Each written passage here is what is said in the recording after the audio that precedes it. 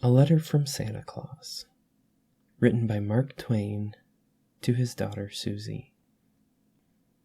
My dear Susie Clemens, I have received and read all the letters which you and your little sister have written me.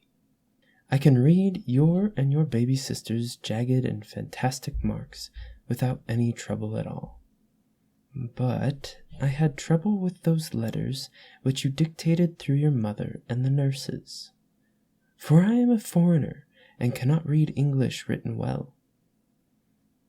You will find that I made no mistakes about the things which you and the baby ordered in your letters.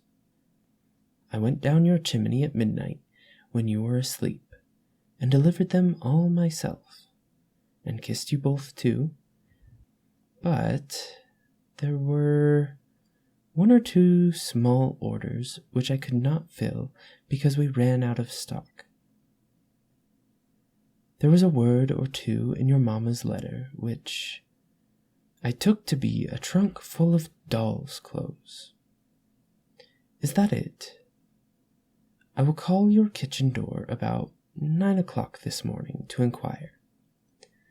But I must not see anybody, and I must not speak to anybody but you. When the kitchen doorbell rings, George must be blindfolded and sent to the door. You must tell George he must walk on tiptoe and not speak. Otherwise, he will die some day. Then you must go up to the nursery and stand on a chair or on the nurse's bed and put your ear to the speaking tube that leads down to the kitchen. And when I whistle through it, you must speak in the tube and say, "Welcome, Santa Claus." Then I will ask whether it was a trunk you ordered or not.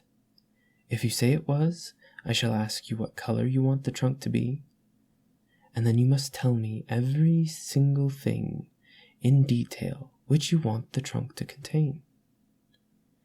Then when I say goodbye and a Merry Christmas to my little Susie Clemens, goodbye, good old Santa Claus, I thank you very much.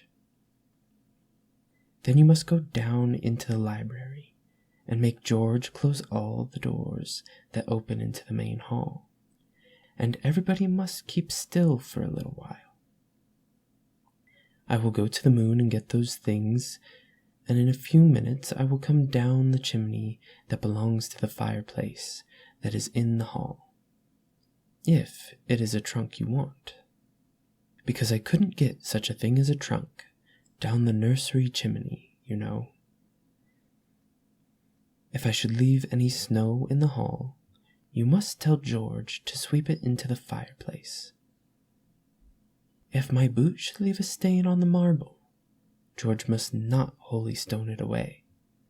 Leave it there always, in memory of my visit. And whenever you look at it, or show it to anybody, you must let it remind you to be a good little girl.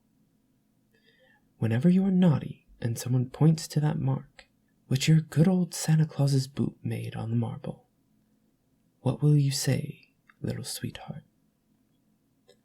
Goodbye for a few minutes, till I come down to the world and ring the kitchen doorbell. Your loving Santa Claus, whom people sometimes call the Man in the Moon. The end.